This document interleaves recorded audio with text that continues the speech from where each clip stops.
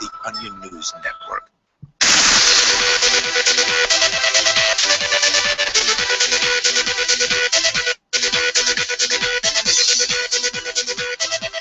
Hello and welcome. This is Peace News. I'm your host, Derek J.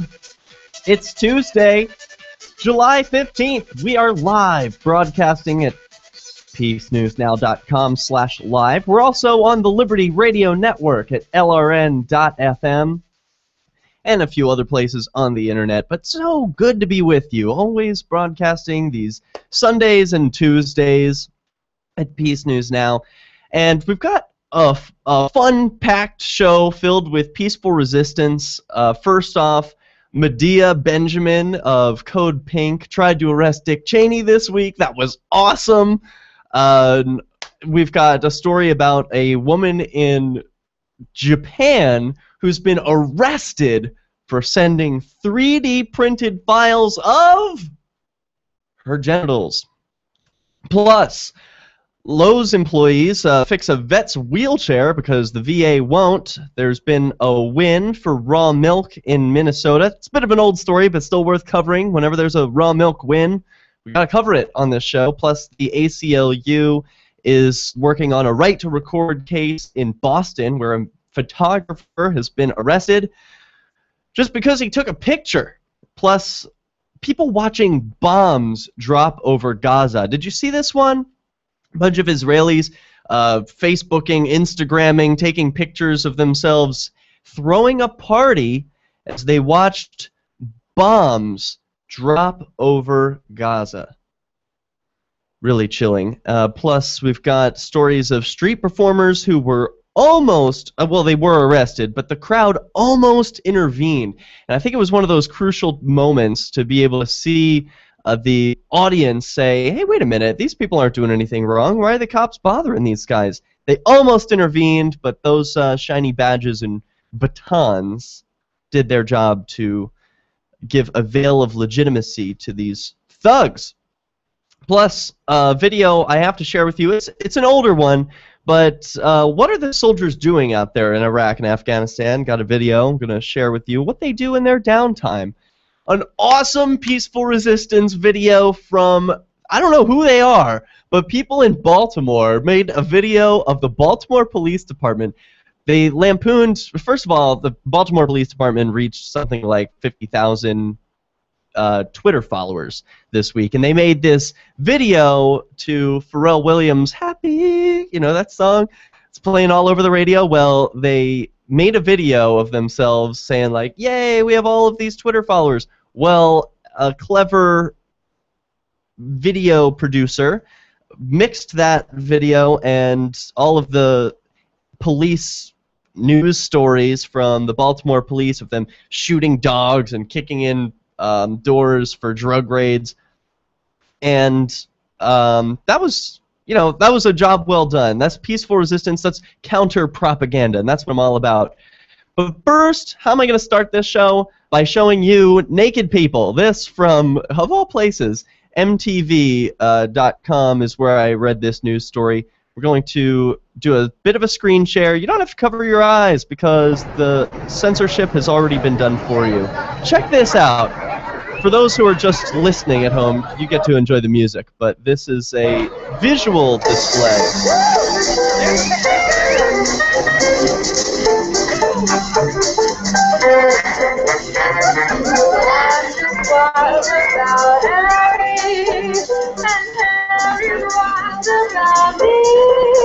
So you can hear there's like some jazzy music playing in the background, and we have one couple dancing naked. Now we've got a gay couple dancing naked.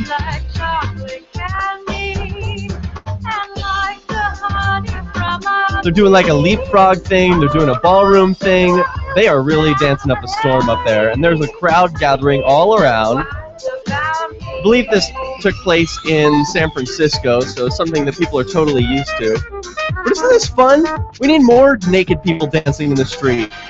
This is what peaceful people would do if we didn't have government.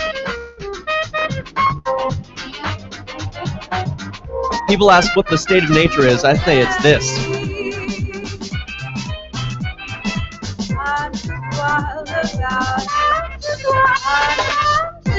So even the old couple is getting into it. Oh!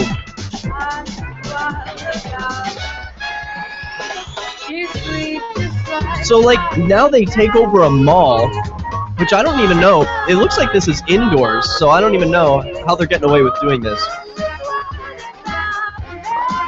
Oh no, it's an outdoor area. So look at the love, right? And then at the end it just says, romance with no pants.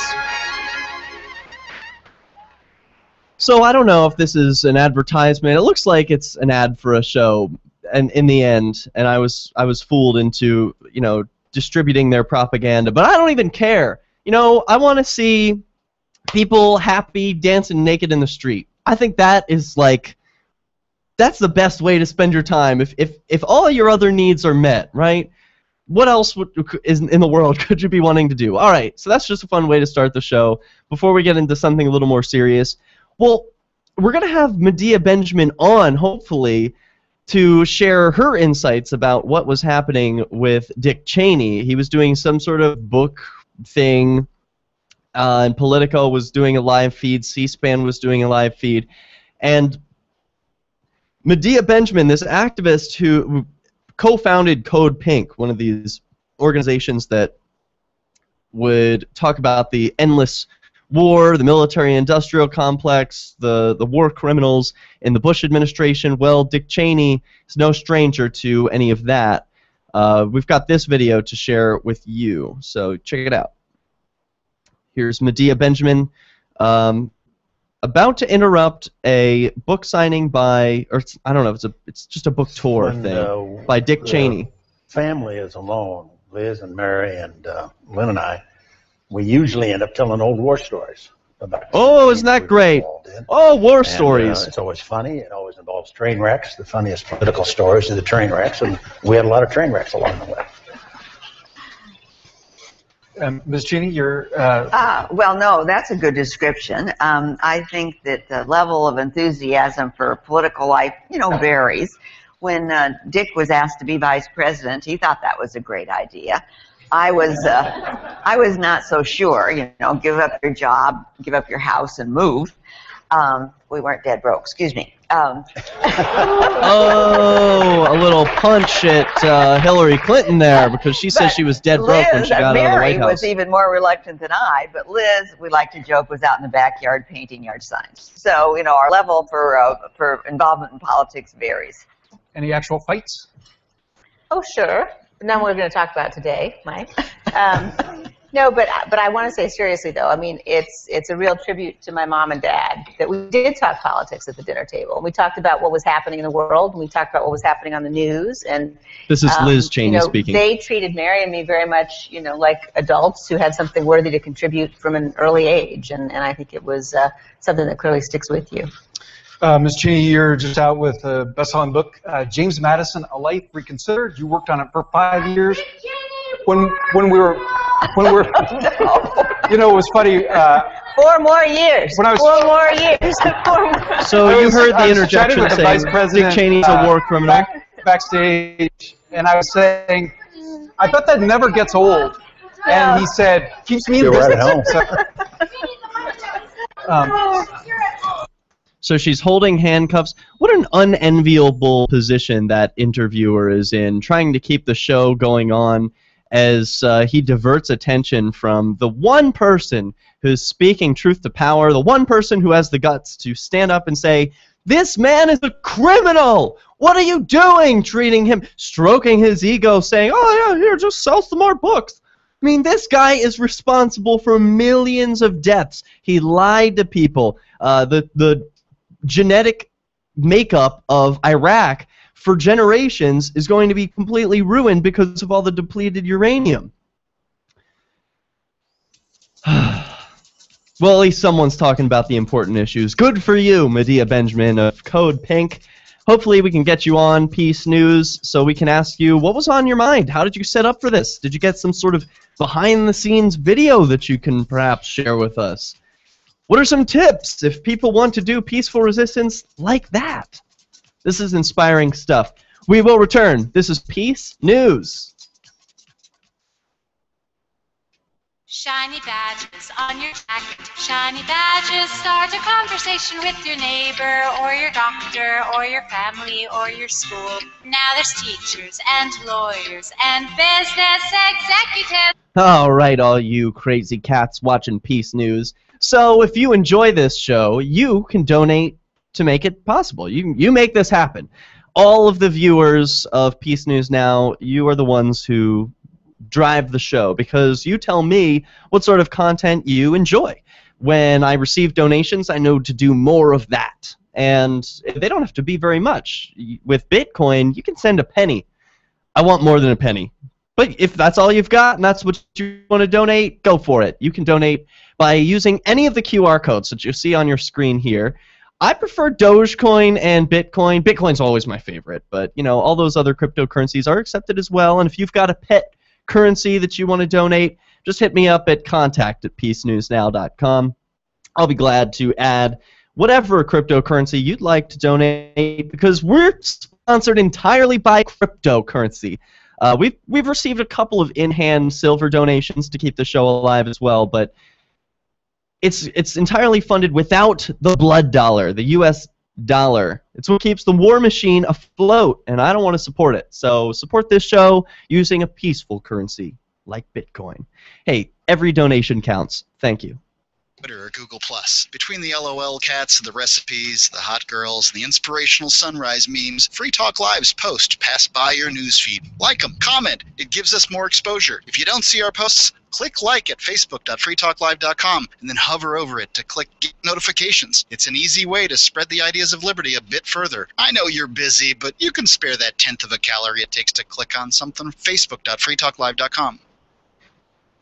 Did you know coffee is the second most absorbent crop on Earth? Most coffee at grocery stores or in chains contains banned pesticides and has a high mold content. Seriously, we're proud to partner with Camano Island Coffee Roasters to provide the best coffee, BuzzBox coffee. Try a free pound today, cover shipping. 10% of future purchases benefit our efforts to give the gift of human freedom throughout the world. At least 100 World Vision microfinance loans. For more information, go to coffee.freetalklive.com.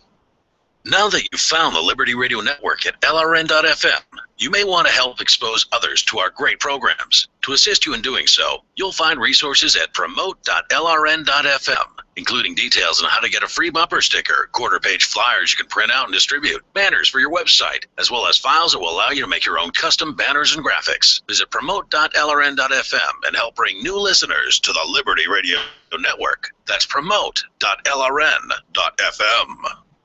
If you're looking for work, the person you are applying to is probably so swamped with applicants that he or she is tough to reach. So call early in the day, before 8 a.m., before the palace guards arrive. You'll need your prospect's direct number, and here's a sneaky way to get it. Suppose the company's main number is 555-5000. You should call 555-5012. When someone says, "Good morning, Pam Johnson," you should innocently say, "Oops, somebody here must have written this down wrong. I was calling for Tom Frederick. What's his direct number?" If the very next thing you hear isn't Pam giving you Tom's number, it may be, "Good morning, Tom Frederick." For more tips for job seekers and getting better results in all your day-to-day communication, hit survivalspeech.com. I'm Holland Cook. Help get LRN.FM into more ears. Visit promote.lrn.fm for a free bumper sticker, flyers, banners, graphics, and more. Promote.lrn.fm.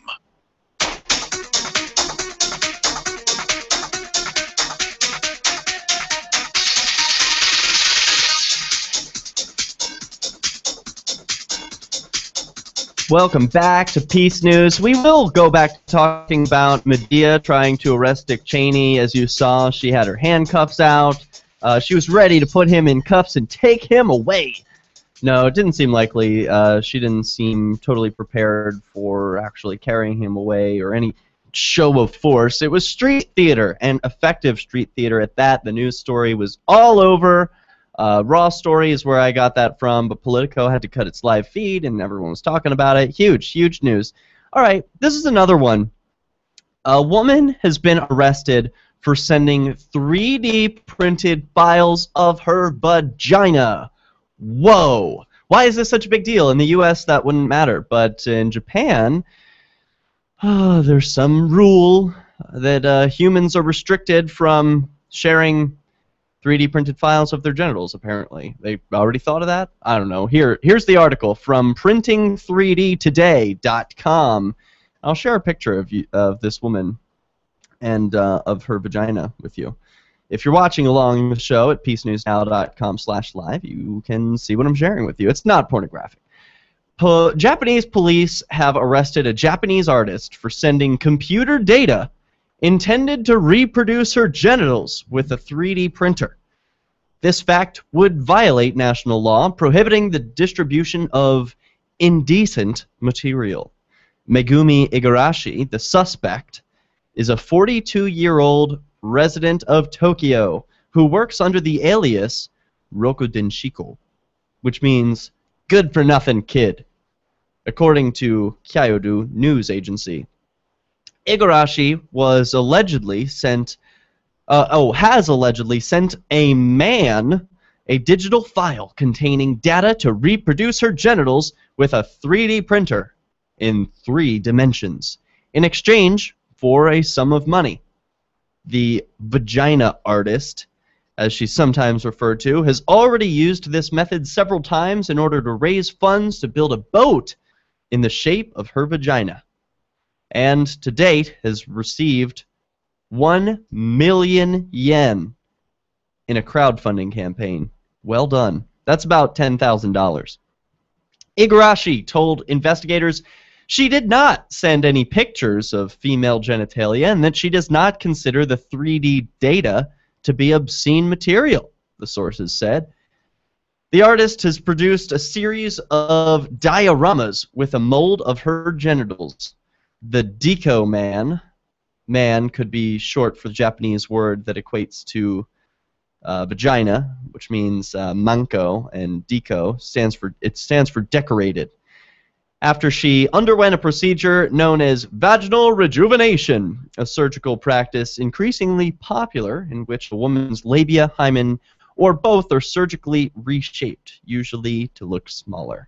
So here you see a diorama of what used to be a vagina, but is now just a simple landscape scene. You know, it's got some people working out in the fields. There's a little house. There's some little people out on the grass and sand. So what's so wrong? What's so wrong about that? That this woman has to be arrested? Crazy. And I love these people who are pushing the limits in their country. You know, if it's Japan, if it's the U.S., it doesn't matter. Cody Wilson is pushing the limits with 3D printed guns. Ooh, you can't have that. And then in Japan, a woman arrested for sending 3D printed files of her genitals. Ooh, you can't have that. Well, what's the government going to do about it? You tell me. Are you able to do anything about it? Can you stop us? No. Of course not. It's the transfer of information. The internet exists, people.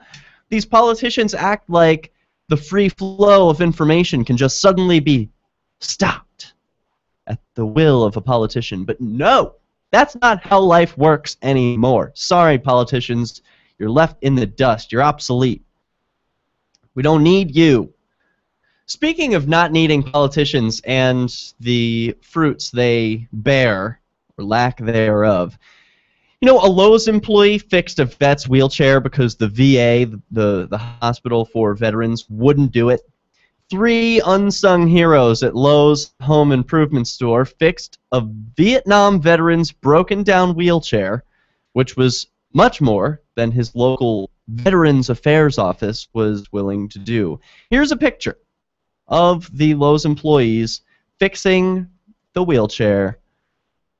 He wrote this letter to his local newspaper, the Staten Island Advance, to give thanks to the men and the company that went to bat for him when the government wouldn't. He says, quote, oh, and there he is, man, he's in tears. He's sitting there in his hospital, looks like he has no legs.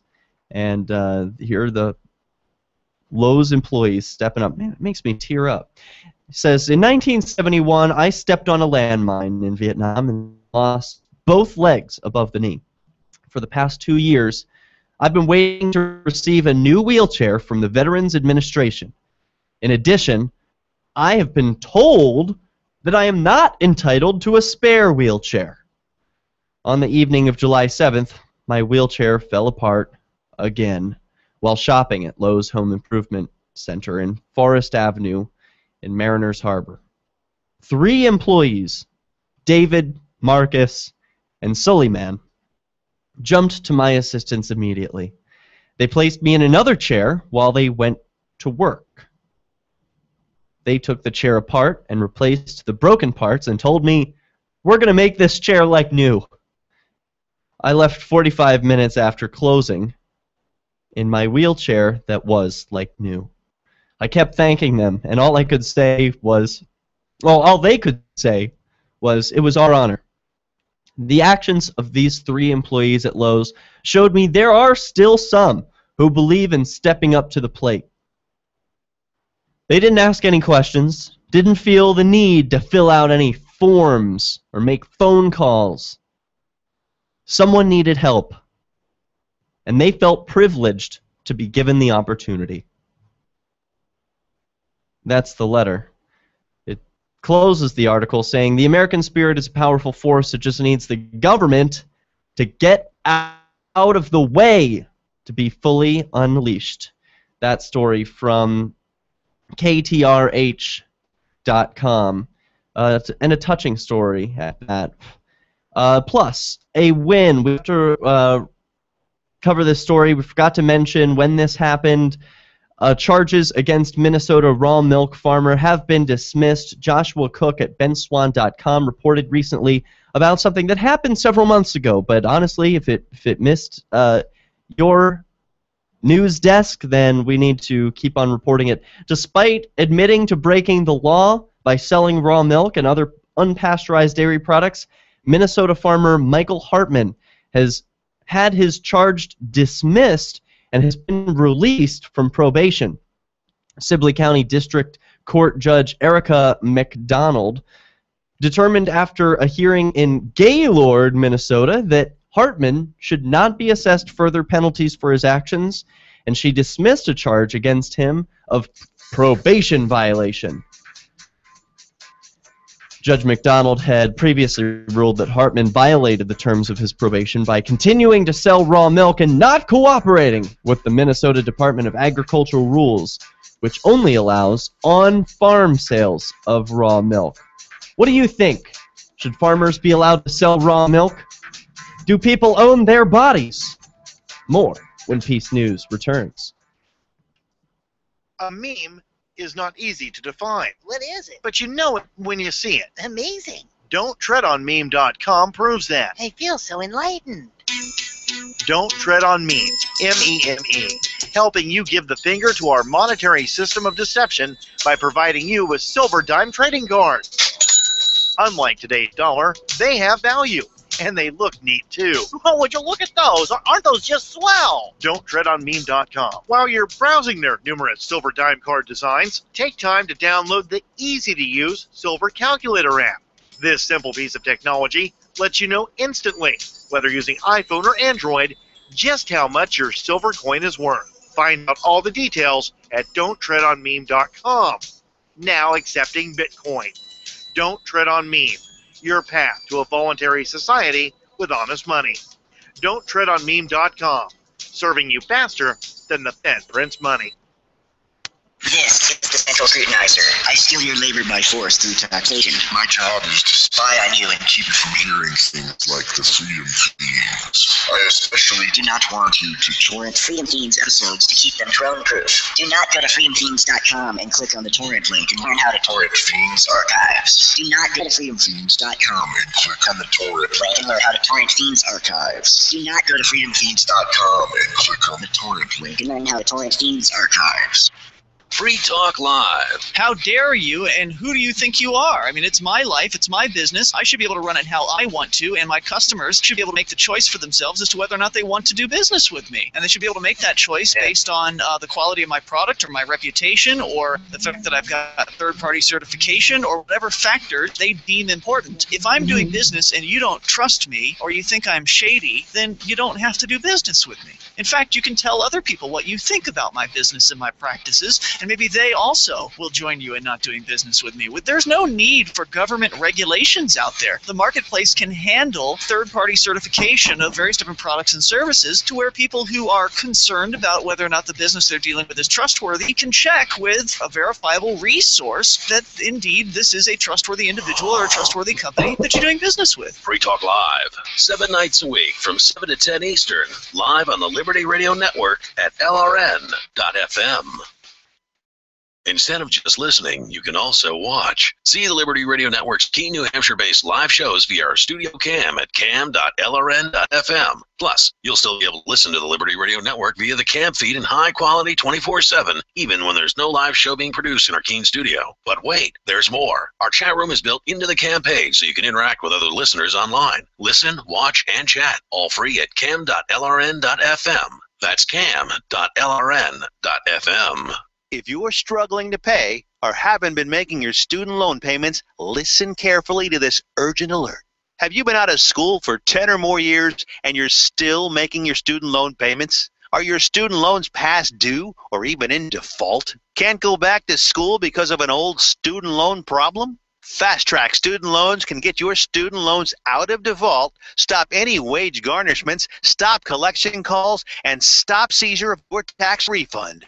Give yourself a break. Stop the stress and get your student loan payments down to as little as $25 a month based on what you can afford to pay. One quick 10-minute call could help you solve your student loan problems. So call right now. Not available in all states. Payments may vary based on income. 800-215-6813. 800-215-6813, 800-215-6813, 800-215-6813.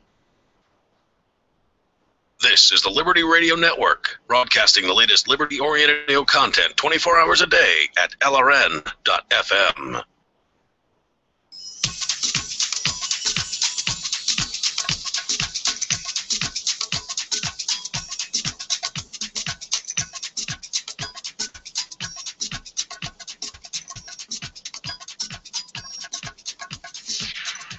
An FBI counterterrorism agent tracked me down because I took a picture of this. The headline of ACLU.org blog post under Blog of Rights. This is a statement from one of the plaintiffs speaking at Thursday's press conference announcing the ACLU's lawsuit challenging the government's controversial Suspicious Activity Reporting Program by James Prigoff. This published on the ACLU blog just days ago. I think it's an important article to highlight, and here is the image that this man took a picture of. Here, photo credit of, this isn't the actual photo, this is just what he took a picture of. So obviously, this photo credit Kevin Rutherford at Wikimedia. Maybe that person's a terrorist as well. Maybe we're all terrorists. Everyone who wants to take pictures is a terrorist. Well, anyway, this is the article. Good morning. My name is James Prigoff. I am 86 years old and a retired senior corporate executive, having been president of a Levi Strauss division and previously the senior vice president of the Sara Lee Corporation in Chicago. I am also a professional photographer. In fact, I have been a photographer for most of my life. My specialty is photographing murals, graffiti art, and other community public art.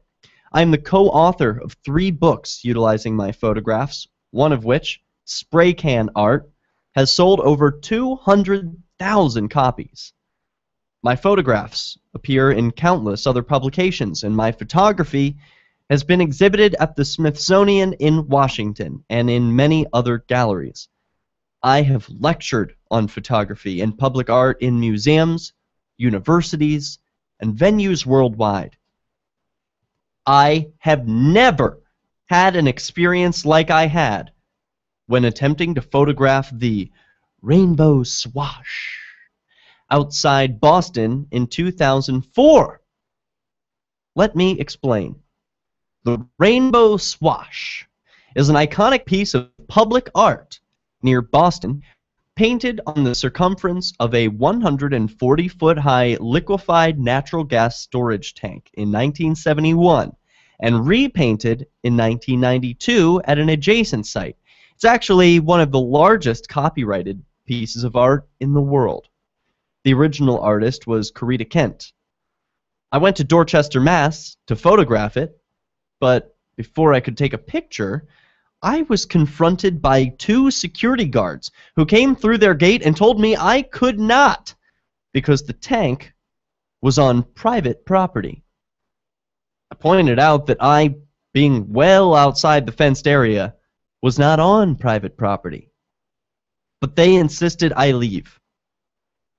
If one goes to Wikipedia, there are a number of excellent close-up shots for the entire world to see.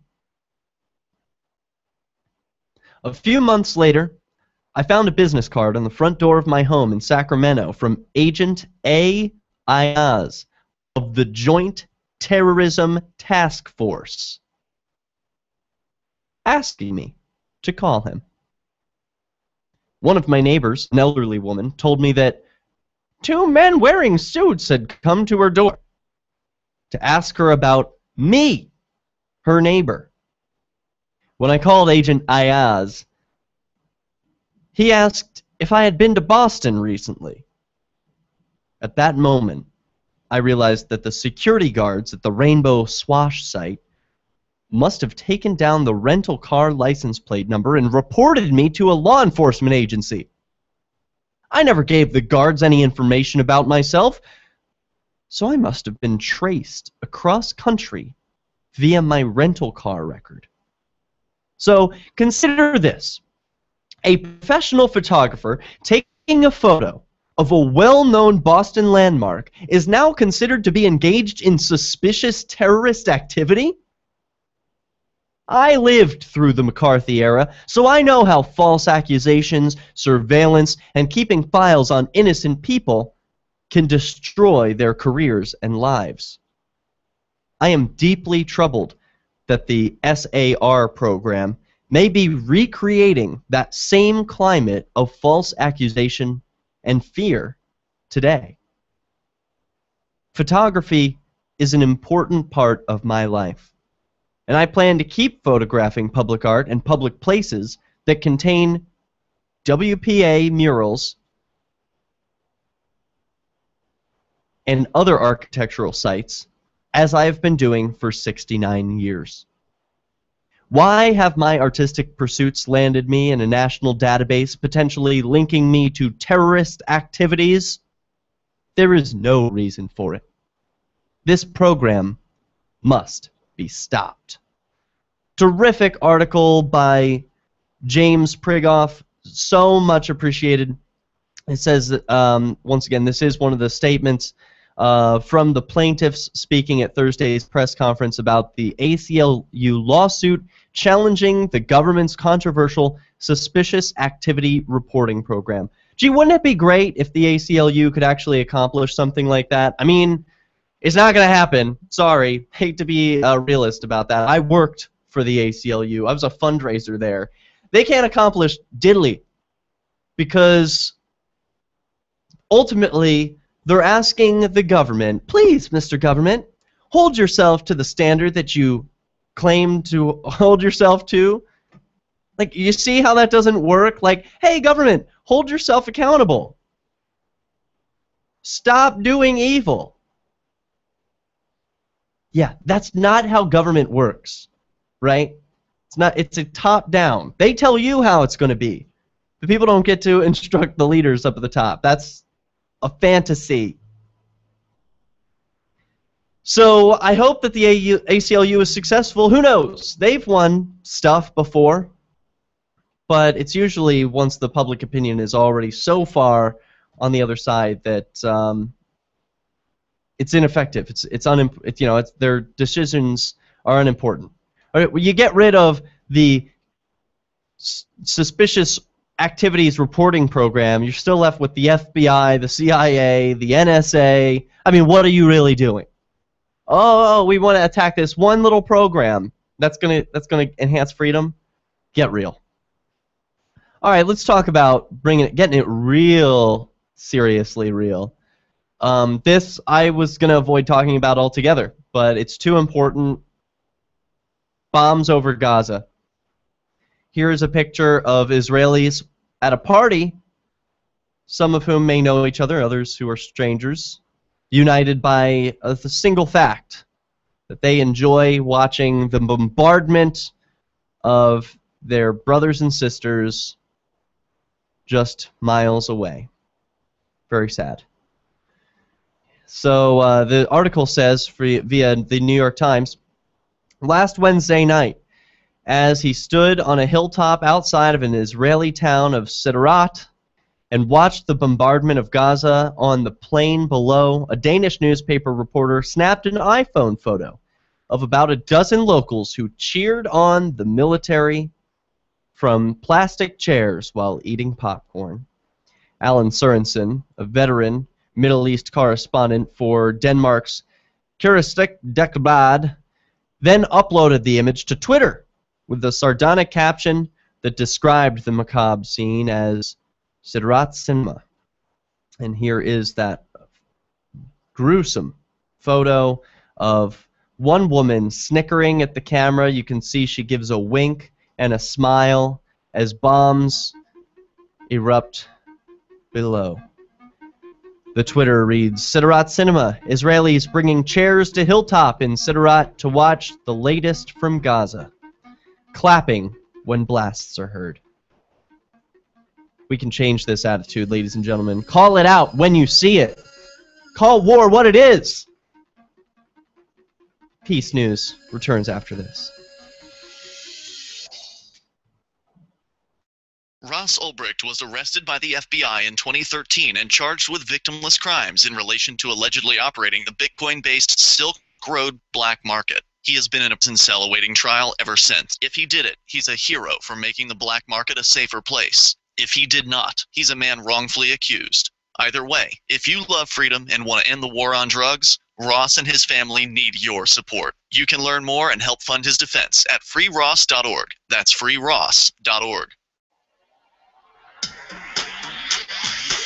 Free Press Publications is an independent alternative media and publishing company founded in June 2009 with the mission of ensuring a free press for the freedom movement and is committed to spreading the message of peace, freedom, love, and liberty.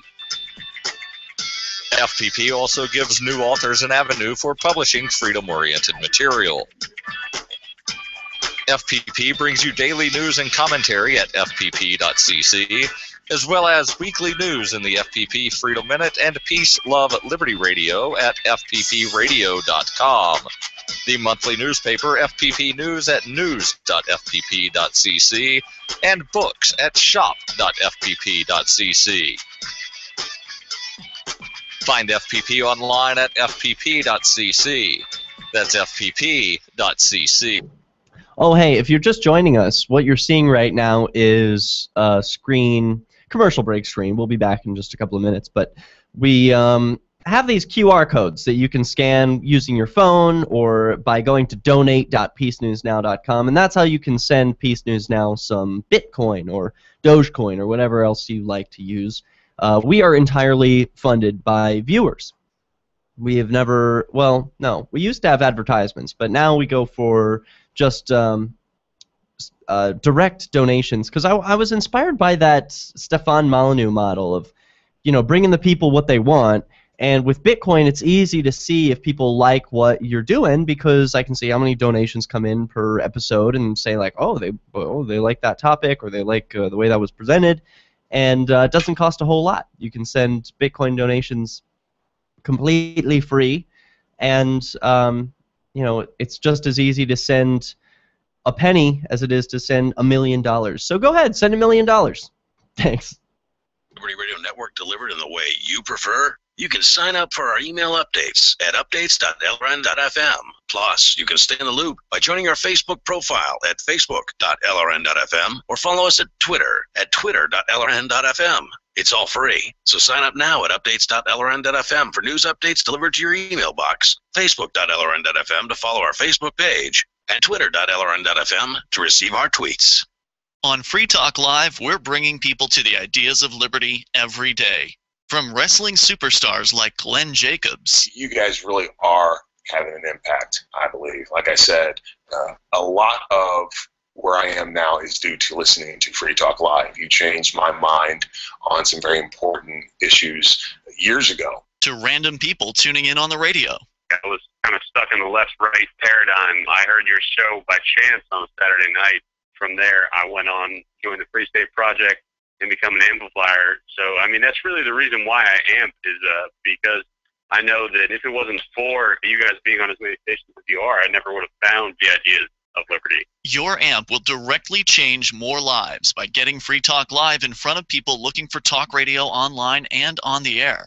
Find out about giving to our Google AdWords campaign at amp.freetalklive.com. That's amp.freetalklive.com.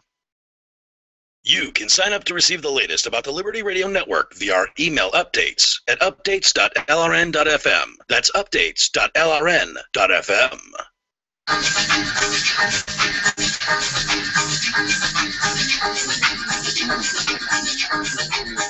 Whoa, we're back already? So soon? That was quick.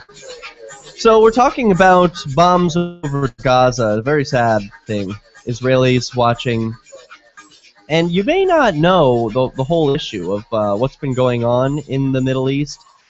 There's a terrific video, and I don't know if I put the link here, that explains, like, real simple what's been going on in the Middle East. Darn it, no, I forgot to save that one. It's one of the ones I wanted to share with the viewers. But, like, what's been going on in Gaza, right? I think we all know the basic story that there was World War II happened, Jews were being oppressed, then there was, like, a group of people saying, hey, we should make this land for the Jews who are being oppressed, and that was Israel, but there were already people living there. It was called Palestine, and the Palestinian people were like, oh, hey, we can share, but then they were, like, conquered by the Israelis because they didn't really get along. And all of this time, it's not really the people who were doing the fighting, but it was their governments. And I think that's an important thing to remember. Like, it's not these people who are all mad at each other. It's just people with shiny badges who are sociopaths, like politicians and police and military people. Those are the ones who created the conflict, and those are the ones who are still creating conflict today. Now the average people, they'll jump on board and say, yay, let's watch bombs drop. But they're not the ones doing the bombing. They're just extorted to pay for the bombs, and then they watch the bread and circus shows that they are given. Very sad, but that's the state that we're in today. So let's return to this article from the New York Times, a place that typically is in the pocket of Israel, but not in this case. They are pretty... I mean, who can defend people sitting, watching, you know, from front row seats, bombs being dropped on their literal brothers and sisters? I mean...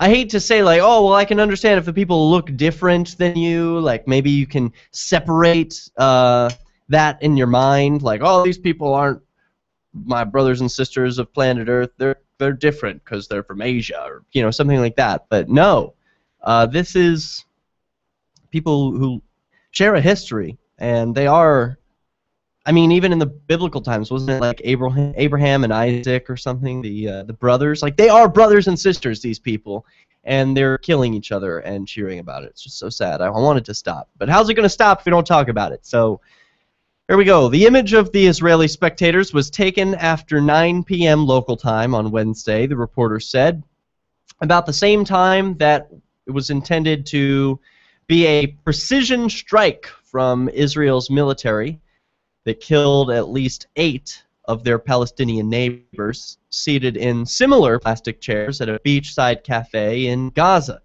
waiting to watch the World Cup semifinal between Argentina and the Netherlands, just like you and me. Okay, I didn't watch the World Cup, but a lot of people did. These people are just like everyone else, watching the World Cup and then completely blown apart. As his image, they're talking about the image that went around over Twitter of these people watching bombs drop.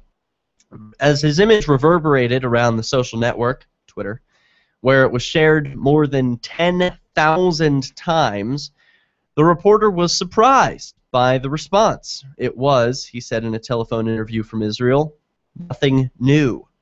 Similar scenes of Israeli spectators gathered on the high ground above Gaza to view the destruction below were documented in a Times of London article and a video report from Denmark's TV during Operation Cast Lead in 2009. Det lignede ikke rigtig en våbenhvile derfra, hvor vi stod og kiggede over mod Gaza. Tværtimod. Let's turn that down. It's not a language I understand. But you can see from the video, this is exactly the same scene from January 2009. Israelis watching a bombing of Gaza from a nearby hilltop. This is from Denmark TV. Oh, Americans, why don't we hear about this? Why don't we hear about this on the mainstream news? Because they're not going to tell you about what's happening on the mainstream news. You got to look to alternative media for that. You knew that. You're watching alternative media already. But, like, please, share this with your friends. This is in the New York Times, so you've really got to have your head in the sand to be ignoring stuff like this. They chose Hamas to rule them. It's their fault. They got it to where it is now. It's their fault. They chose Hamas to lead them. Just like the Americans chose George Bush to lead them into war. I think they should. That's a lie, by the way. Clear off all the city. Oh, yeah. Take it off the ground. Oh, what a great idea. What a peaceful woman. A little bit fascist. Oh, I'm just a little bit fascist. Holy crap. I can't even finish watching that video. This is what, I mean, this is the reality, people. I mean, this is where we're at. People are admitting to being openly fascist. They love watching bombs drop just miles away. Woohoo! War is peace. Ignorance is strength. Oh, my God. All right. Well, to end it, to end war, we remember that we own our own bodies, that no one has a higher claim to your life or your body than you do. It is immoral for anyone to extort the fruits of your labor to drop bombs on your friends and neighbors. All right, we all know that basic reality. Let's live like it, okay? Continuing from the article. Explaining that he has also previously witnessed Palestinians cheering news of bombings that killed Israelis, so it goes the other way too. Mr. Sorensen said that in a war, this is what happens. Civilians and fighters on both sides, he said, go through a process of dehumanizing the enemy. And you know, he's right. I know I've seen paintings of the Civil War, the American Revolutionary War, where people are just sitting, drinking tea, having a picnic, eating crumpets. Oh, look, people are killing themselves down below. Look how bloody and red that field is getting. I mean, I guess people can be that detached. It comes from, I don't know, I'm like ascribing blame wherever I can. It comes from like parents hitting their kids, maybe that's it, saying might makes right, and when you can just bomb people, then you're moral. I don't know. This is crazy to me. I mean, let's get past the era of war, endless war, and dehumanizing the enemy. Can we please see our enemies as our friends and neighbors? I think that's part of what's so cool about what's happening in Free Keene. You know, they talk about a peaceful evolution, and here's a picture of what is not a peaceful evolution. Here, the Israelis sitting on a hilltop outside Sderot watch a smoke plume rise over Gaza on Wednesday following an airstrike. Ooh, isn't that nice? No, it's a horrible, ugly scene. But yeah, what's cool about what Free Keene does is, like, I don't know, I don't want to paint with a broad brush, but I've seen at least Ian, you know, he goes out to lunch with the cops and he tries to see them and speak with them as brothers and sisters. Not as mortal enemies, you know, who have to be destroyed, but as people who are neighbors, brothers and sisters who are just have a bad idea and are doing bad things. So we want to correct that behavior, point out what's bad about it, do it peacefully, and hopefully we can just point out peacefully why this is so obviously wrong. Despite the willingness of some residents to stand in the open watching the war unfold, Sderot is still well within range of rockets launched by Islamist militants in Gaza and has been hit in recent days. Here's a picture of one such strike. Yeah, this is in Israel. So these bullets or rockets are flying both ways. This from IDF spokesman. Breaking picture. House in Sderot hit by Gaza rocket this morning. And you can see, yeah, okay, that house was hit by a rocket. And yeah, that's bad. But it looks nowhere near what the destruction of what the Israeli army is raining down upon the Gaza Strip. So when he was a candidate for the American presidency back in 2008, then Senator Barack Obama visited the town, Sderot, in Israel, and saluted the brave citizens of Sderot, while standing in front of a collection of spent rockets that had been fired at them from Gaza. He was also presented with an I Love Sderot t-shirt and that channeled the dark humor of the residents with the image of a heart on its front pierced by a rocket. While some partisans of Israel on Twitter accused the Danish newspaper of fabrication, the same scene captured in photographs by several other journalists in recent days was also witnessed by Mr. Sorenson's colleague, Nikolaj Krak, who wrote, quote, "The hill has been transformed into something that most closely resembles the front row of a reality war theater. It offers a direct view of the densely populated Gaza Strip. People have dragged camping chairs and sofas to the top of the hill. Several sit with crackling bags of popcorn, while others smoke hookahs and talk cheerfully." How do we end this? You can call in, share your thoughts. Peace News. Are you looking for an excuse to come check out New Hampshire this fall? You're invited to Keenvention. Keenvention is your chance to meet dozens of key liberty activists from across the Shire. You can explore the beautiful little city of Keene, discuss various forms of activism with seasoned veterans, do some Robin Hooding, and learn about making the move. Keenvention received rave reviews last year. If you missed it, visit keenvention.info for full video coverage of every speaker and panel. This year, Rich Paul is our first announced keynote speaker, and more are being announced now at Keenvention. Check, check, 1, 2, check, check, 1, 2, check, check, check, check, testing effects, 1, 2, 1, 2, the effects are not on, check, check, 1, 2, check, check, check, check. Ooh, ooh, yeah, I like that. Check, check, 1, 2. All right, that's pretty cool. Now it turns off. Now when I want to say things that are like, you know, war! Ooh, I like that. Yeah, I'm going to use that. Okay. Hey, you behind-the-scenes people who are listening, you get to hear me test out my audio effects. So you know what's going to be coming up when I have something important to say, like, Dick Cheney! Woo! Yeah, that's kind of cool. All right, I'm gonna use this. All right, I'll catch you soon. We'll be right back. Broadcast.lrn.fm. That's broadcast.lrn.fm. Did you know that Free Aid is a mutual aid, educational, and networking organization?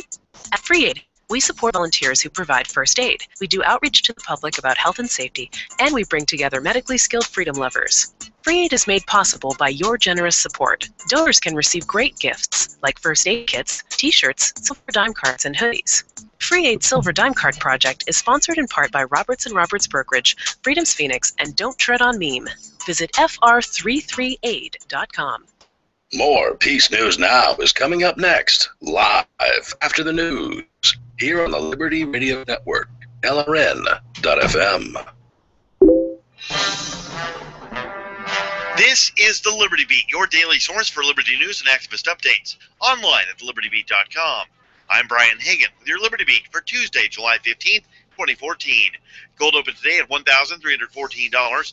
Silver opened at $21.04, and Bitcoin is trading at $622.78. Support for Liberty Beat comes from Affordable Sound.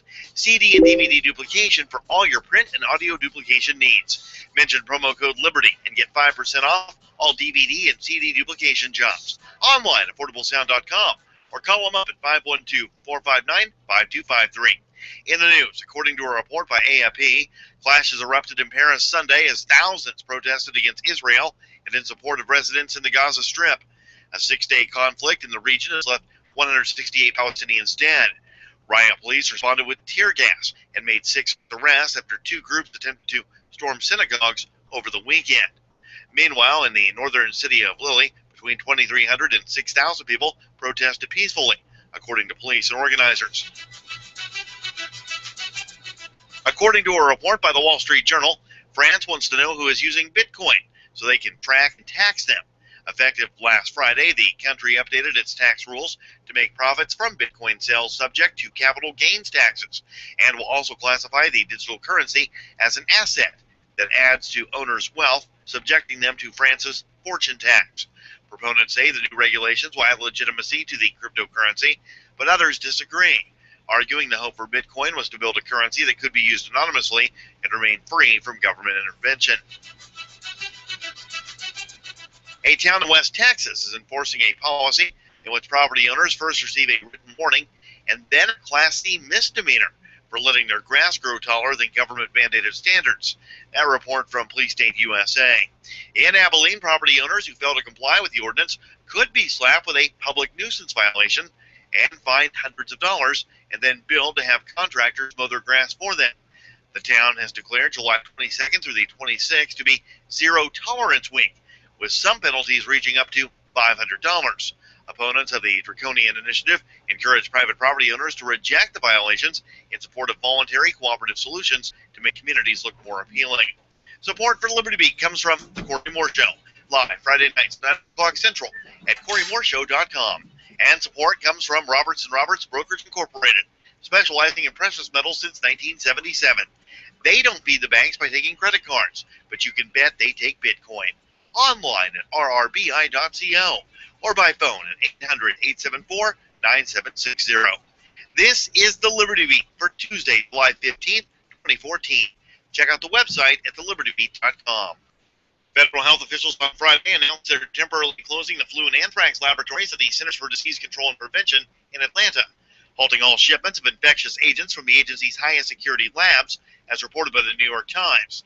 The move comes after 2 serious back-to-back incidents occurred, one involving 62 CDC employees being exposed to live after it was sent to labs unequipped to handle it. The second incident involved a lab contaminating a benign flu sample with a dangerous H5N1 bird flu strain responsible for killing nearly 100 people in the U.S. since 2003. A group of former government officials, pilots, and environmental and health experts will present evidence of the dangers of geoengineering to the Shasta County Board of Supervisors in California. They say it's the mandated responsibility of the EPA and air quality control boards to alert the public to the dangers of solar radiation management, a form of geoengineering, often referred to as chemtrails. Their goal is to force the release of documents related to health problems connected to stratospheric aerosol geoengineering programs. The downloading website, The Pirate Bay, has requested support for 2 of its founders who are currently in prison. Peter Sunday is serving time in a high-security prison in Sweden for his work with The Pirate Bay. Gottfrid Svarsholm has been previously accused of hacking, aggravated fraud, and attempted aggravated fraud, and sentenced to 2 years in prison. He's currently awaiting sentencing for hacking crimes in Denmark. The Pirate Bay asked supporters to send them encouraging mail, books, and vegan candy. Support for Liberty Beat comes from the notorious activist Michael Cargill. He has a new show called Come and Talk It, live Sunday afternoon at 4 o'clock on 1370 AM in Austin. That's 1370 AM, Sunday afternoons at 4. And support comes from Cabo Bob's non-GMO chips, homemade tortillas, and no high-fructose corn syrup in anything. This is the Liberty Beat for Tuesday, July 15, 2014. I'm Brian Hagan reporting, reminding you, spread liberty with a smile. According to attendees of a karaoke night at Charlie's Bar and Grill, a man 30 seconds into singing Michael Jackson's Man in the Mirror better get his act together and get it together fast. From the get-go, coming in late on that first line singing totally off-key. He needs to shape up and get his head in the game pronto.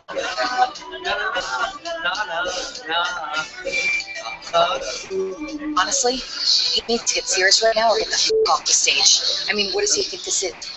Living on a prayer? Claiming that this is turning into a train wreck, eyewitnesses say they are embarrassed for the man who has missed several key words despite staring at the prompter the entire time. You know, he could hit every last note for the remainder of the song, and I still don't know if that would be enough to turn this thing around. Man in the Mirror is the big leagues, so you better show up with your A-game. This is the Onion News Network.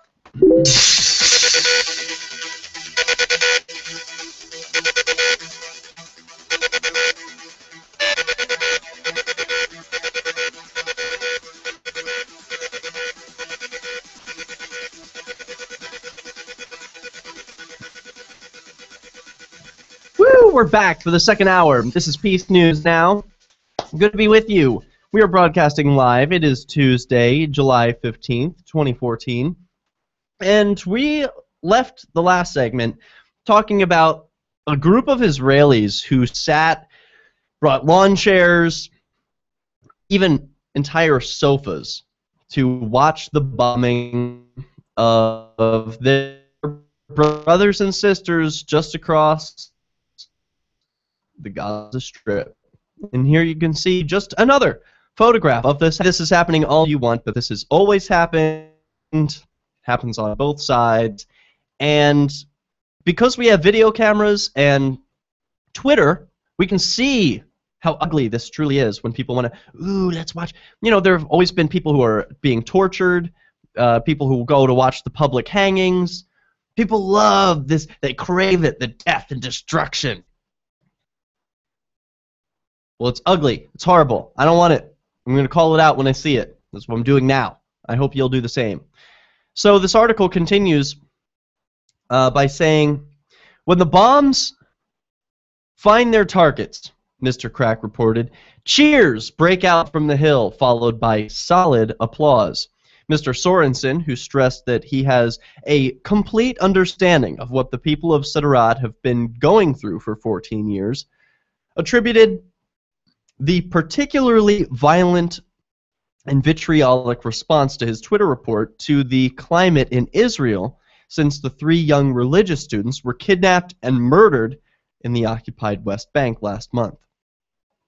The journalist called the extreme incitement to violence from a very right-wing Israeli groups unprecedented in the many years he's been reporting in the region. Then another Twitter feed that I will share with you here on screen from @DavidSheen reads, right now, Jewish fascists rally in downtown Jerusalem chanting, "Death to Arabs, traitors, and leftists to Gaza." Retweeted almost 400 times at the time of that screen capture. The Israeli blogger David Sheen reported that a far-right rally in Jerusalem on Monday was marked by calls to kill Arabs and send Jews opposed to the bombardment to Gaza. Really sad story, but it's one that, like I said, in the Civil War, in the Revolutionary War, in all war, there's going to be people cheering on both sides, and just don't be one of them. That's all I'm asking. Just don't be one of them. It doesn't make you good. It doesn't make you a patriot. It just makes you evil to support death and destruction from your brothers and sisters. So, okay, what else is going on in the world? Breitbart released something that I just saw earlier today while I was on Facebook, still broadcasting this show. So this is a pretty new article. 6 California's breakup plan will be on the 2016 ballot. This according to Breitbart.com.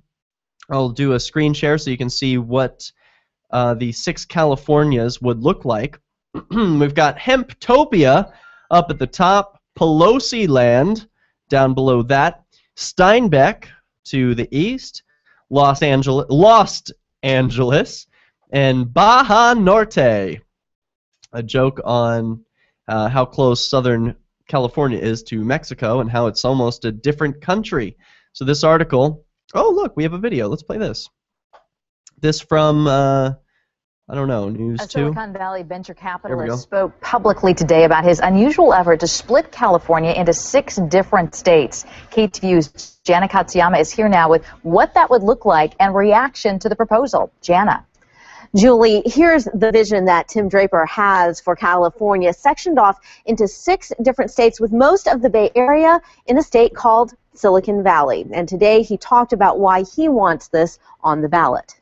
It's been 50 stars on the U.S. flag, unchanged since Hawaii was added in 1960. And the idea of adding more stars by splitting California up has people talking. I think maybe 2, Northern California and Southern California. I'm from the East Coast, so we have much smaller states on that side. But I think it would just depend on what the benefits would be. So I have to know the details. Just last week, Silicon Valley businessman Tim Draper got approval from California's Secretary of State to pursue a ballot measure that would split California into 6 states. California needs a change. Draper says creating 6 states would give citizens more access to their government.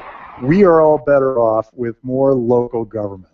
Local government is more efficient, it's more effective, it represents us better. Draper says the 6 states would be Jefferson to the north, North California, including Sacramento, Silicon Valley with most of the Bay Area, Central California with Stockton and Fresno, West California with Los Angeles, and South California. Oh, okay, so I have to pause there and say that the directions that I was reading about Baja Norte and the others were just a joke. Whoops. With San Diego. Each of those states then can create a fresh start for the people of that state. That's Thomas Draper believes in the effort so strongly he's taking a leave from his Silicon Valley venture capital firm. Wow. That gives me basically 3 years to do something really good for society, and this is what I'm planning on doing. I think it's a little bit interesting. I mean, it's certainly begs the question that maybe we should have it split a little bit. I think that California is an example where everybody's voice is heard because we're so diverse. So if anything, I think that splitting it into 6 different states is a way to make it less diverse. Are you kidding? Are people Draper that says stupid? he already has people who are willing to campaign and also raise funds for this effort.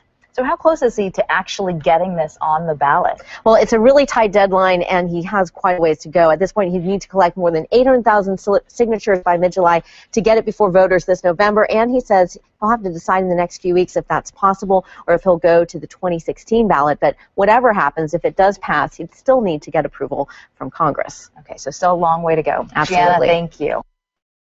Wow, what a great idea. You know, the way of the world is towards more decentralization, is towards more countries. There are more countries that exist now than ever before. So, of course, this is the path that the world is going to be taking. There should be more countries, more states, all the way until we're all our own country, because we're all individuals, and we all have sovereignty over our bodies, our minds, our actions, and no one else has a higher claim to my life or my body than I do. Say it with me. Yes, I own myself. So when, Thomas Draper is talking, and I do applaud him, about his remarks about local government, more efficient, more access to government, as if. Does he really believe that he's going to have more access to government simply by breaking up into smaller states, maybe for a little while, but it's not like you have any control over the politicians. Once they are your new master, that's it. Oh, look, we're getting a call. Oh, no, it's the troll. Should we take the troll call? All right, let's try it out. Is he calling on 2 lines? What's going on? Hello, this is Peace News. You are on the air. Well, that was quick. Hey, Derek, when did your parents lose claim to your body? At what age? I don't believe that my parents ever had a claim to my body. That as soon as I was conceived, I am an independent, sovereign human being, and I was their biological prisoner for a while because they made me and I couldn't leave. But I believe that all children own their bodies. You say that in jest. You love your parents, and your parents love you, not because you're just an earthling, but because you came out of your mom's womb, and I presume that you were made by your dad as well. Yeah, I'm not saying any of that in jest. I mean that. Right, so they wouldn't call you a prisoner. They wouldn't call you a prisoner. Oh, right. No. They gladly fed you. You were not an independent, sovereign human being when you were born. You were a responsibility of the people that created you. Sure. Yeah, hey, we can talk more about this. Do you want to hang on through the break? We're coming up on a quick commercial break. I'll crunch your brain as long as you're willing to have me on, Derek. Cool. All right, hang tight. I'm going to put you on hold. We'll be back with, I think his name is David. He called in last episode. You can call in, Skype us. Peace News Now is our Skype handle. You can also dial in at Hi-Fi Civdis. You're listening to Peace News. On LRN.FM, we talk a lot about alternative currencies. Did you know that now you can buy gold, silver, and other precious metals with Bitcoins? LRN.FM has partnered with Amaji Metals to bring you great prices on beautiful .999 fine silver, as well as gold, platinum, and other metals. Check out their selection and pay with Bitcoins or Federal Reserve notes at metal.lrn.fm. That's metal.lrn.fm.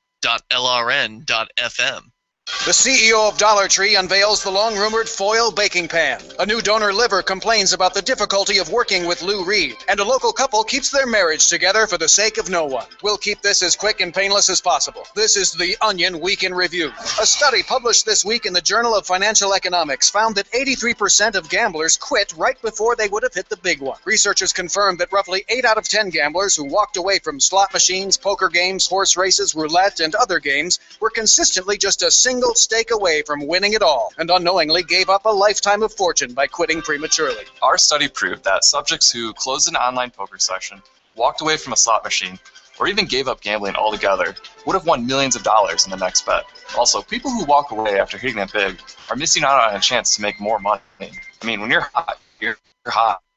In other news, an Asian guy has a separate group of Asian friends, and a vain Galapagos tortoise tries to pass for 90. This is the Onion News Network.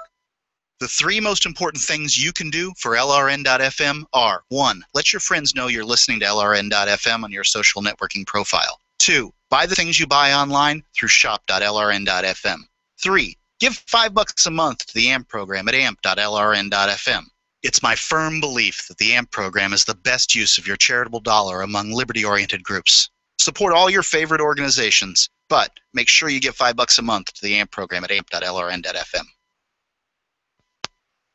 When I found the Free State Project, I knew it was the key to achieving liberty in my lifetime. It's awesome to be surrounded by like-minded, freedom-loving activists who've moved here to New Hampshire. From politics to civil disobedience, we have it all. Where I came from, it felt that no matter what I did, liberty was dying. Perhaps you feel the same way? Call 888-377-2515 now to learn more about the Free State Project. That's 888-377-2515, or visit freestateproject.org. If you can't listen to the Liberty Radio Network's internet streams, free satellite channel, or radio affiliates, no worries. You can listen to LRN.FM from any phone, anywhere. Add this number to your phone, 213-493-0309. You're familiar with your phone's calling plan. The Liberty Radio Network listen lines are locked into our stream 24 hours a day. Call 213-493-0309. That's 213-493-0309. What if the key to achieving liberty in your lifetime was to move together with others who think like you? Liberty activists are joining the Free State Project, which is over 70% of the way to its goal of 20,000 participants. And they're already making the move to New Hampshire. The successes are piling up and are proving the Free State Project is a real movement and no longer just a great idea. When you're planning your move, consider Keene. Keene is famous for its civil disobedience and non-cooperation, and there's plenty of political opportunity as well. From demonstrations and vigils to outreach and volunteering, there's a lot going on in Keene. Keene is the liberty media capital of the world, with television, talk radio, and more, all originating here. Though it's more than just activism, with regular social events each week. See what's happening at freekeen.com and get connected with video, audio, free books, a forum, and activist tools you can download and use in your area at freekeen.com. That's freekeen.com. What's up next? Visit the Liberty Radio Network program guide to find out at shows.lrn.fm. That's shows.lrn.fm.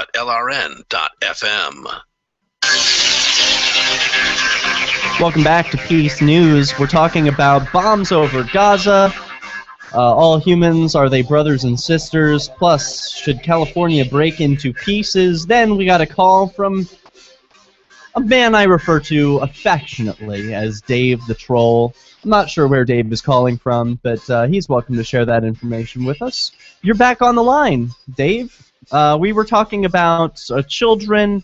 Are they biological prisoners? No, you're right. I was using that term a bit tongue-in-cheek, but then quite literally, these children of any parents, they can't leave of their own free will. They can't start families of their own. So in a way, they are prisoners in this home, even though their parents love them and feed them and nurture them. I believe one of the people in the chat room used the word stewardship. Would you say that's an appropriate term, Dave? I'm looking around for anybody that I know of by the name of Dave. You can call me Troll all you like. My given name is James. My friends call me Wit. James. Sorry about that. I'm a big... I don't care. All right. Well, I want to call you by your name. I don't want to... And I don't care if you're heterosexual or homosexual. I just want you to shoot straight with me. That's all. Your parents had absolute claim over your body until you were able to take care of yourself, and you were welcome to move out, and they had faith in you that you could take care of yourself. But before that day had come, and they were responsible for taking care of you and your body, as in feeding, clothing, housing, making sure you got a good education, and having a free life to live. They had as much claim or more on your body than you did, Derek. Yeah, maybe. And all parents do. I think you're right. Not maybe, it's a fact. Yeah, I think you're right, because... now I want to move on to another subject. Wait a minute. Wait a minute. Here, I'm putting you on hold. I haven't cut you off, but just to elaborate on that, I think of the word ownership. When people say they own their bodies, that's a verb, right? And to own your body is to be able to produce food for yourself, to produce income for yourself, to put a roof over your own head, to take ownership of your life and your actions in this world. James is talking about how your parents are responsible for that up until a point when people are able to do that for themselves. Now, that might be 14, that might be 16, that might be 25 for some people, but ownership is a verb, and he's right. So go on with your thoughts, James. Well, that's about as much as I want to talk about that subject, because I already invented my disagreements with you, and you were able to come to an agreement. Thank you. You didn't stick by your ego and say, no way, I can't have him one-up me. Thank you, Derek. Again, just shoot straight with me, and that's all I ask. But it's funny because you bring this cliche that was how I first found Free Talk Live while walking my pup and tune in iTunes or surfing iTunes radio. This endless war trope, and it is a trope. It's a cliche. It's circular reasoning. What do you mean by that? Well, let me put it this way about brothers and sisters living in Gaza. I asked you last week if I were to throw you out of a plane, you were to land in Mosul, land all just fine, and you were walking around with a pink shorts on and carrying a purse. What if that were the same case you were to find yourself in Gaza? Leave aside if you went on radio in Gaza and publicly called for the toppling of the Palestinian Authority and said all these wicked things about the Palestinian Authority leadership. I don't want to topple anything. This is a hypothetical. Oh, okay. James or Derek, if you found yourself in the middle of Gaza and a bunch of those Gazians knew that you were a male-seeking male, let's just say that you are. I don't care if you are. I respect your right to your life, liberty, in the pursuit of happiness. I'm pretty publicly gay. Unequivocally. Right. If you were like that in Gaza, what do you think the majority of the Gazian brothers and sisters, as you call them, would want to have done with you? Well, I know someone from Gaza who I call a friend. She knows I'm gay, and there's no consequence for that. I said the people in Gaza. I'm not talking about your friend in New Hampshire or wherever she's from, Philadelphia. I'm talking about in Gaza. We went to Brandeis University together, and she came from Gaza. Right, not in Philadelphia. Not in Keene. She's from Gaza. I don't know how else to say it, James. She's from Gaza. Well, ask her what would happen of you if you were openly homosexual in downtown on the Gaza Strip. What were her blood brothers that actually, I guess, are? What would be done with you, Derek? I don't know that. What do you think would happen to you? What do you think would happen to you? I honestly don't know the answer to that question. You know, it's a culture I don't know a lot about, to be honest. So maybe you can enlighten me. Well, then ask your friend and get back to me next week. Well, Please ask your friend. But I'm going to suggest to you, and my hypothetical is that you would find yourself dead. Well, her name is Lisa Hanania, and I hope she's out there listening, Lisa. And right, she doesn't speak for. She speaks for Lisa in Philadelphia. Isn't that where Brandeis is? I forget. Brandeis is outside of Boston, but the. Right. Okay. The point is, yes, you're right. She doesn't speak for everyone. She only speaks for herself, and she's probably one of the more peaceful people from that region. Right. I already consider that a given. I'm not talking about her, but you brought her up. But she might be able to tell you, and second the thought by James, that Derek would have one life to live and would find that one was over if you were openly homosexual in Gaza, or let alone went on the public radio and decried against the evils of the government of the Palestinian Authority. Right, but that's the government people. That's the government people, not the regular people, you know, like Lisa. Right, I know. But you can't do that in Gaza. But you can't do that in You can always separate the government people. Between the two. You can always separate the government people from everyone else. Like, everyone who doesn't support the Iraq and the Afghan war in America, they're like, darn it, we wish this thing would end. But then there's the government people who are like, no, we just want to get this war to continue, and we're going to expand it. And that's how it is all over. That's not how the people that do support the war look at it, by the way. I respect a person's right to believe that the Iraq war should not have been gotten into before it was, and that we should have gotten out while we were there, and that they're proud of our president pulling us out how he has. Those are all different arguments, but you can have them with me residing in Keene, New Hampshire, and me residing in the beautiful city of Paradise Valley, Arizona. Oh, cool. You're in Arizona? This whole endless trope thing, this endless war thing that just, okay, whether you agree with the war in Iraq or not, again, you have a right to vote. And the Palestinian Authority, by the way, that is lobbing bombs at Israel, and they're all getting knocked down because Israel has this kick-ass technology. The Palestinian Authority was actually elected, and they're doing elected body. I mean, just because Obama was elected doesn't mean he speaks for me. Ask Lisa what the percentage of her fellow Gazans in Palestine believe Jews even have a right to exist. It doesn't matter. I wonder if it's much higher than the number 0 when it should. It does matter because the number should be 0. Right, it does matter. Should be. The number should be 0. Sure. Right. 0 deaths. You're calling them. You're calling those people your brothers and sisters.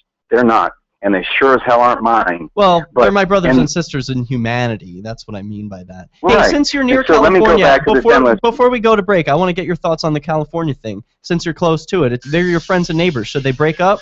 Should they stay the same?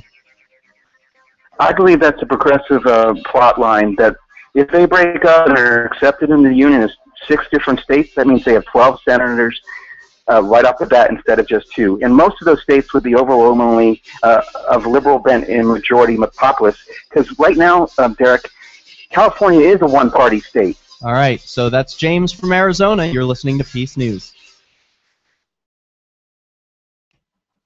All right, cool. Thanks, James. I appreciate your call. I'm going to cut you off now so I can open up the line for some others.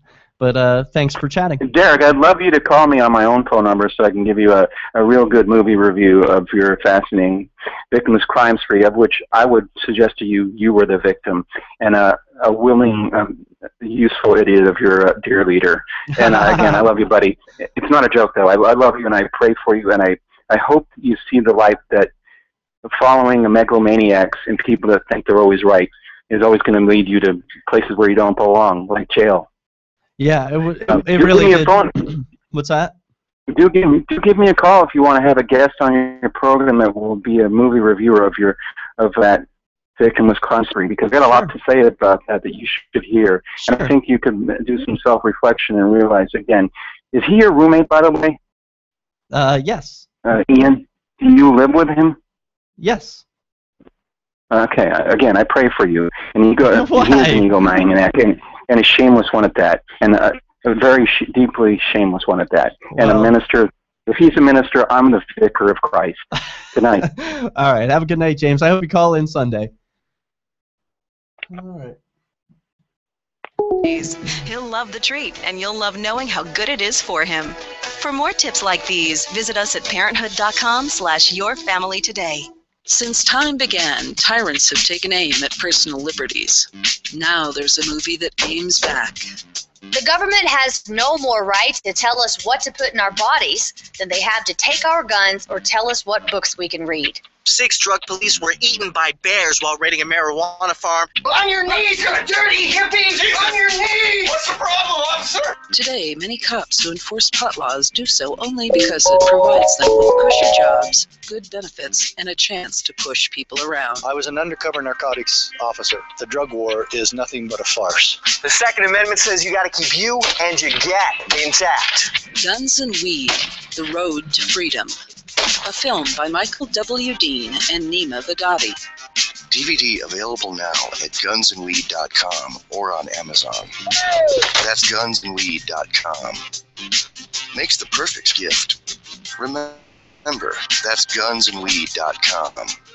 DVD, books, music, instruments, periodicals, computers, software, electronics, photo, cell phone, office products, home and garden, bed and bath, furniture, kitchen, pet supplies, automotive, hardware, apparel, shoes, jewelry, grocery, healthcare, sports and outdoors, toys, games, used, and more. It's a department store at your fingertips. Shop.lrn.fm.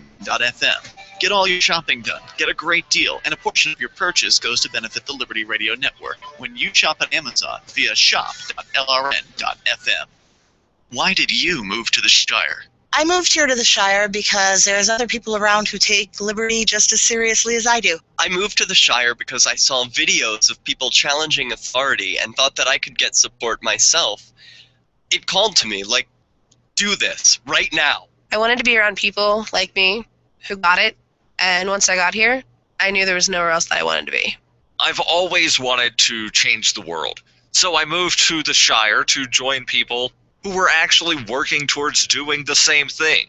The people here are awesome, loving, and positive. It was for the adventure and for the feeling of something important is happening here, and I just wanted to come to sort of be part of that. Visit ShireSociety.com to read and sign the Shire Society Declaration and learn the reasons why, if you love liberty, you should immigrate to the Shire. Plus, add yourself to the Shire map at ShireSociety.com. That's ShireSociety.com.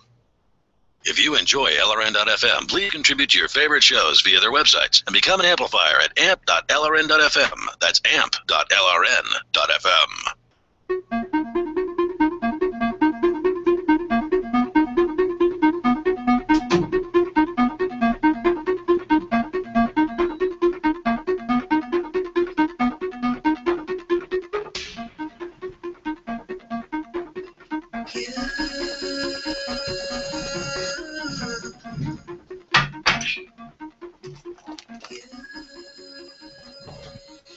Welcome back. This is Peace News. Fun, always fun talking with James. I appreciate him calling in.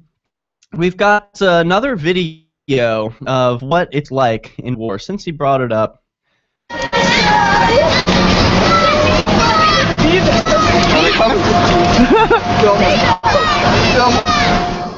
a bit loud. Here, this is a popular video that started circulating around 2006 of American soldiers taunting Iraq kids with water. So, pictured here are some American soldiers paid for with your tax dollars. They're holding water, also paid for with your tax dollars, as children in the streets are running for just a drink of water, as they taunt the children below. You can hear them making verbal taunts. You're almost there. This thing's gonna run like 2 miles. torturing small animals. Come on, they're shouting. This is what it's like. This is war. You want to support that? I don't. Here's something that I do support, however. So the Baltimore Police Department, they made a video to celebrate their Twitter milestone and then got owned when the Baltimore Police Department, this from the freethoughtproject.com, when the Baltimore Police Department reached 50,000 fans on Twitter, they decided that it would be a great idea to create a video of them being happy. But the fact is that people fear the police and watch them commit horrid atrocities on a daily basis. So, needless to say, the BPD video wasn't too well received by the community. However, the video that was made to spoof the BPD's video was epic. The satirical song and video exposes the thuggish and criminal behavior of the police. Here is that wonderful piece of work, Trigger Happy.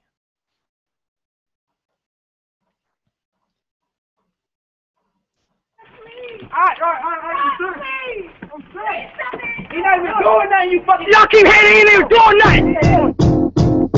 It might seem nuts what I'm about to do.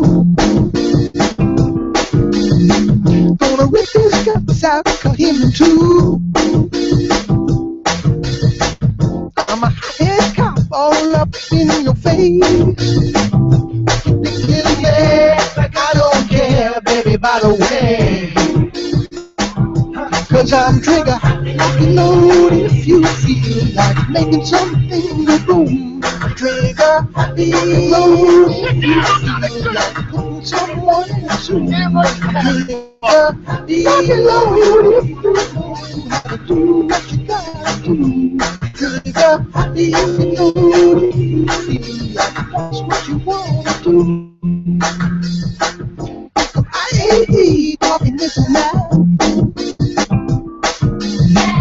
Your bill of price gonna hold you back.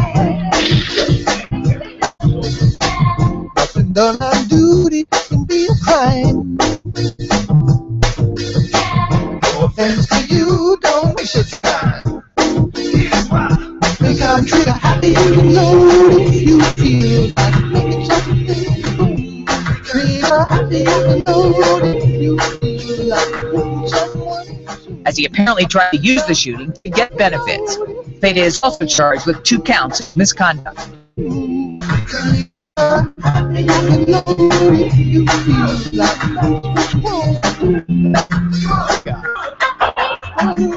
Take me down. There's no one to take me down.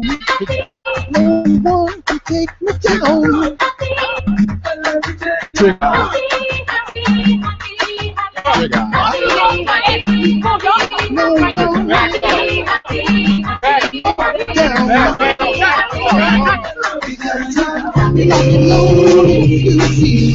Making something go boom. Load if you feel like someone to load if you know how to do what you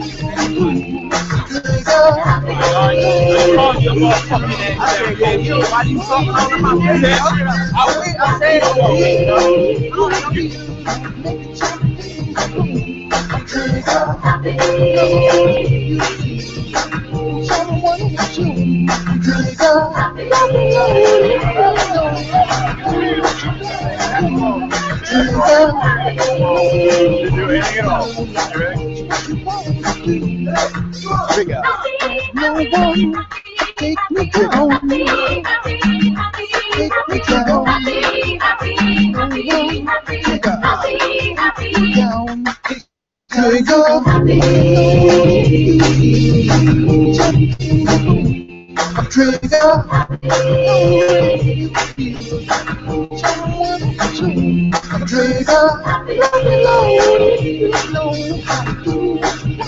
Thank you for helping Baltimore be safer.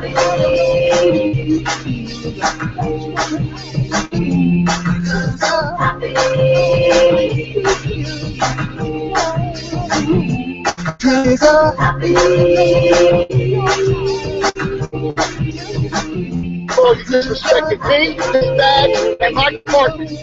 You understand me? When I'm talking to you, you shut your mouth and you listen. I want your bag numbers. But hey, yo, stop tasing. I want your bag numbers. I want your bag numbers. Yup. Wow, I need to see more videos like that. So what are you doing sitting on your butt? Do you know how to edit video? Go make one for your police department. Those could be all over the place. I mean, the Baltimore Police Department is pretty bad, gonna say. But then you've got, like, Arizona. They've got some bad police departments. LAPD, they deserve a video. And a bunch of them. Philadelphia police are also pretty bad. So, all right, lots of bad stuff to report, but you can make a funny twist, you know? Like, people want to watch that video. Do they want to watch a bunch of police abuse videos? Not usually. Like, people like my mom, they don't want to see that. The happy song, hey, man, we can swing along to that and then get the message. It's like a spoonful of sugar helps the medicine go down. So more videos like that. It's awesome. You know, there's a guy in Keene who does videos similar to that named Garrett Ian. I've had him on this show a few times. He's got a show called AKPF #1, and it's one of these like alternative type of shows where he just throws a bunch of clips together. It's like I don't know, John Waters drug-infested, highly edited acid trip. That's sort of what I would describe AKPF as. But then plus with the message of like freedom and the police are crazy and evil. I mean, really, this video does a great job of highlighting, look who all the sociopath, crazy, aggressor, violent people are. Oh, look, they're all wearing cop uniforms. I wonder if there could be something to that. Like, duh. Yeah, all the sociopaths are attracted to this power that the politicians have and that the police department have. So, awesome, awesome video. Whoever made that, huge kudos. They've already got tens of thousands of views, but here's to many more. So what else we got this day? Oh, man, this is a crazy story. A mom was jailed for letting her 9-year-old daughter play in a park unsupervised. Yeah, this from Lenore Shanassi at Reason.com. Just in case you thought you could parent whatever way you see fit in 2014 America, quote, a North Augusta mother is in jail after witnesses say she left her 9-year-old at a nearby park for hours at a time. Hours at a time? At a park? In the summer? Gosh, that certainly sounds normal and fun. No, wait. Like a reason to throw a mom in jail and place the child in state custody. We'll be back with the facts. This is Peace News.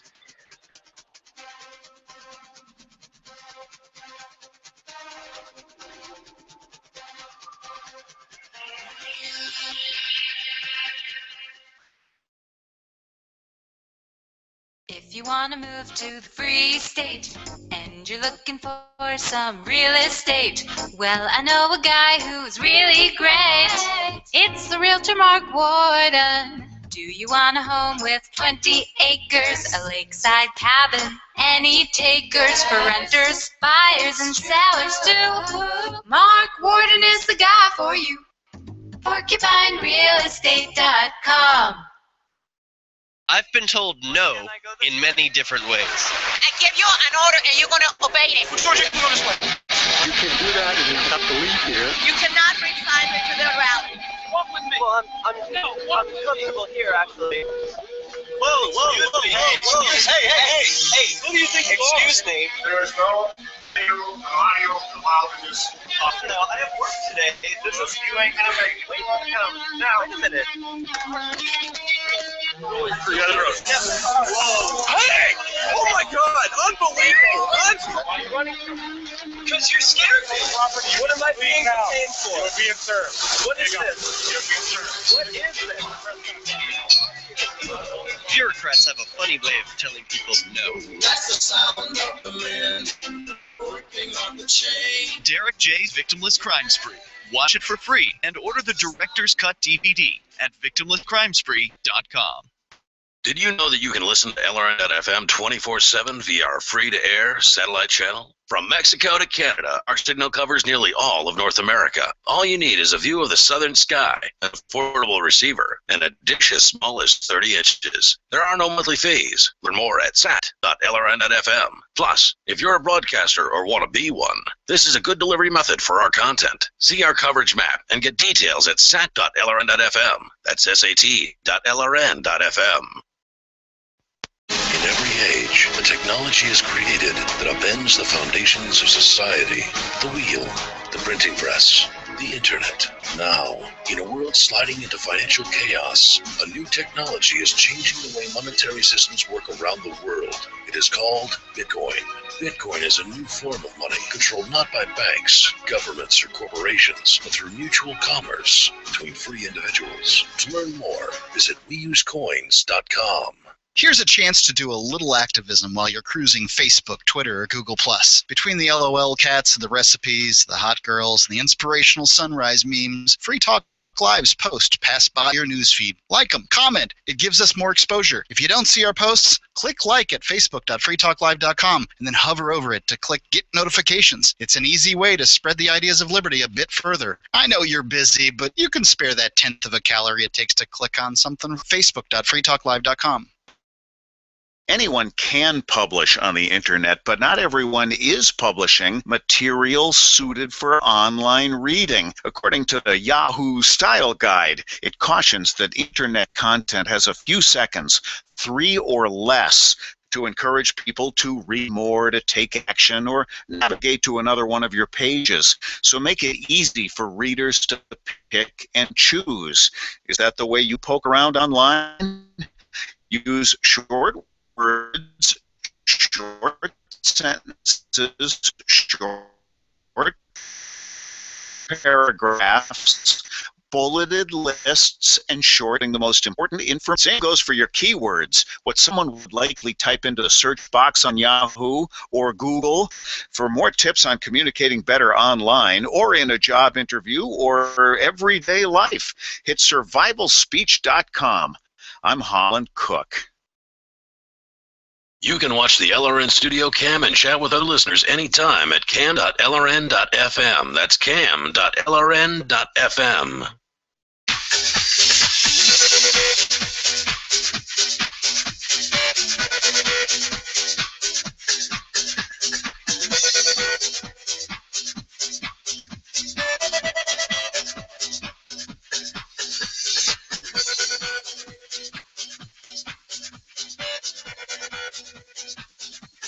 Welcome back. This is the final segment of the show. Unfortunately, we didn't get to have Medea Benjamin on. I spoke with her earlier today. I asked if she could be on tonight. Maybe something came up. She is still invited to come on Sunday and talk about this topic: arresting Dick Cheney. Very fun. I would like to see that succeed. But then what? You know, I don't think that really solves the problems. Oh, sounds like we're getting a call.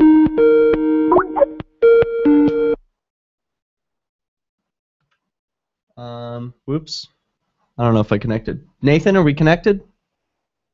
No, I guess not. We're gonna while we're trying that again. Oh, looks like here. While we're trying that again, I will dial up Nathan. I've got a weird setup with my Skype. Hey, Nathan, you connected?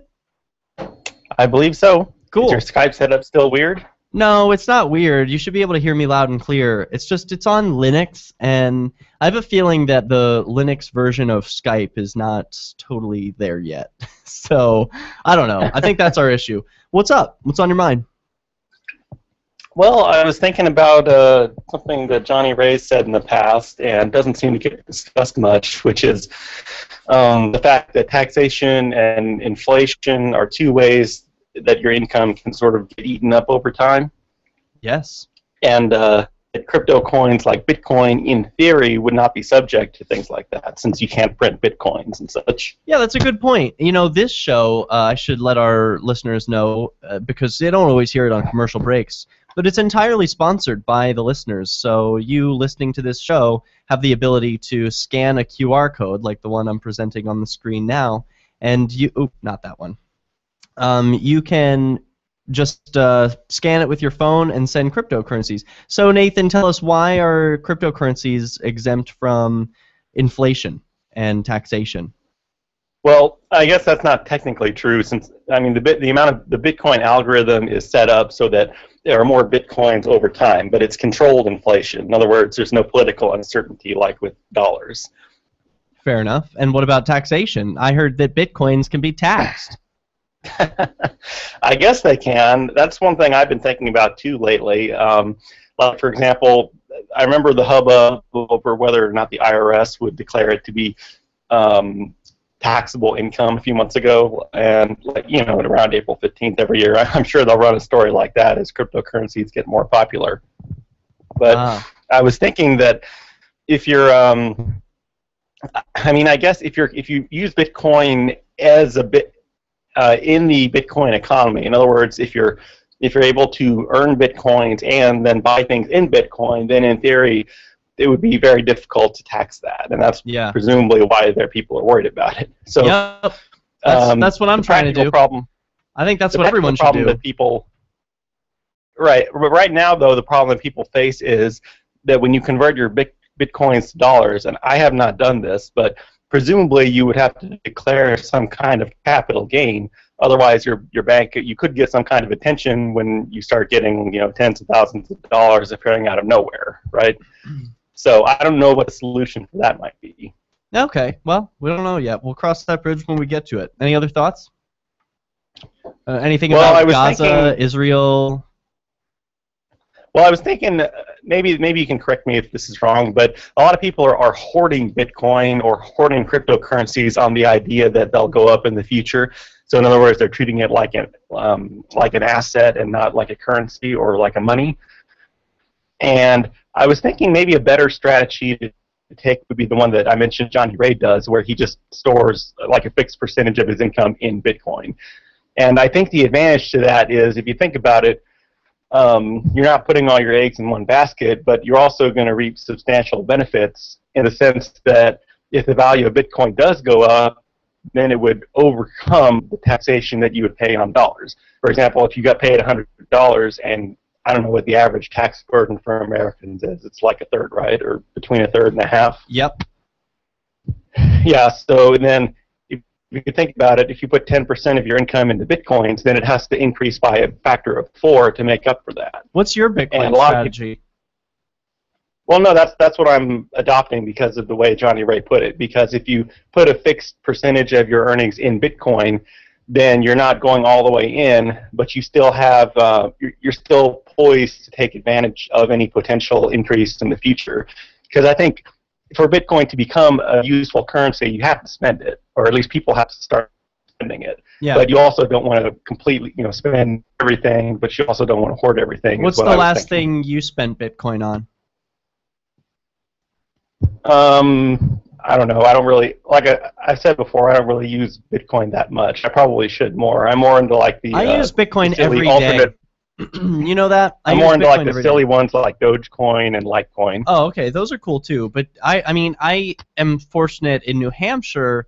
Many activists have Bitcoin wallets on their phones or have QR codes in their pockets. And so if I want to take a private taxi ride from a friend of mine, I can send him some Bitcoin to pay for the gas and the effort exerted. So for the taxi ride. And also, didn't you say that you use gift cards a lot? Yeah, I use gift cards all the time. That's GYFT.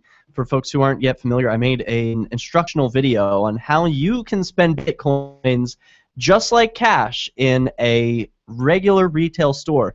In fact, over 50,000 stores across the U.S. accept Bitcoin if you use the third-party app Gift. So these are places like CVS, where I do some regular shopping, Target, where I do regular shopping, and Whole Foods. So Whole Foods accepts Gift. So people can spend their Bitcoins on real-world items. It's not just for internet purchases anymore. I also am. Most of my purchases happen directly. So, for example, last night I bought a slice of pizza from a friend of mine, and I paid him in Bitcoin. tonight a friend of mine made shrimp Alfredo, and I had that for dinner, paid her in Bitcoin. So, like, you know, that's, I think, the way to really beat the man, is to just say, like, I don't need your system anymore. I don't need your war dollars. I'm going to use this other peaceful currency and start ignoring you, Washington. So is it common now that when you go to someone's house, everyone pulls out their phone at the end to tip the host? Yeah, I think it's getting that way. I think it's getting pretty common. Like, you know, because it's a tip culture. Like, it's there's a new culture of incentivizing that which we like, because Bitcoin is so frictionless. It's easy to just send someone a tip. They send you a tip for doing something else. I mean, yeah, I think we're going to see a lot more of that. It's sort of weird and awkward to pull out dollars and hand someone dollars. But if they've got a QR code on the wall and you can just scan it, well, there's a little more, like, I don't know, ease to that. It's a lot faster. Yeah, yeah. Hey, before we're coming up towards the end of the show, and before we get to the very end, I wanted to let folks know, you can hang on the line, Nathan, but I wanted to share on screen with everyone something that I'm doing, and I'll share this with you. You might have already heard about it, Nathan, but I'm taking the Keene police to court over a recent denial of my concealed carry license. So I applied for a concealed carry license in Keene, New Hampshire, where I live, and that was denied in a shall-issue state. Now it's shall issue? Yeah, New Hampshire is a shall-issue state, meaning if I'm not a felon and I'm not a wife-beater with the charge of domestic violence, then the government has to give me my concealed carry license when I ask for it and pay the money. But they refused. They denied me. The reason given, here I have a copy of the letter itself. The letter reads, Mr. Horton, the City of Keene Police Department hereby denies your application for a license to carry a loaded pistol or revolver. On July 2nd, 2014, your pistol permit was received. Your application was reviewed pursuant to RSA 159 and determined that you have had several contacts with the police for assaultive or threatening behavior within the last 3 years. Specifically, an arrest on September 9th, 2011 for obstructing government administration and resisting arrest. An arrest on September 14th, 2011 for possession of controlled narcotic drugs and common law criminal contempt. Oh man, the music's coming on. That means it's the end of the show. Well, hey, if you want to support me, I'm taking the Keene Police to court. You can see there are other people who have supported me. We take Bitcoin. The website is gofundme.com/gunrights. I'm going to need all the help I can get. I've retained the best lawyer in the business, Evan Knappen. We'll be back on Sunday. We'll catch you then. This is Peace News. The Shire Free. All right, everyone. Thanks so much for listening along. And hey, Nathan, thanks for hanging on the line. I appreciate that. Any other thoughts before I leave you? Really good show. Yeah, thank you. Yeah, I thought that was an excellent episode. You know, Sundays was kind of a disaster. I don't know what happened, but I was like, we had a horrible internet. I missed your Sunday show. What happened? We had a horrible internet connection. For whatever reason, someone was bogging down the Wi-Fi, and I'm going to figure out how to get a direct line into the computer that I use to broadcast from. But anyway, it's going to be better on Sunday. It just keeps getting better. Check us out at peacenewsnow.com in the meantime. We really appreciate it. Thanks. Bye.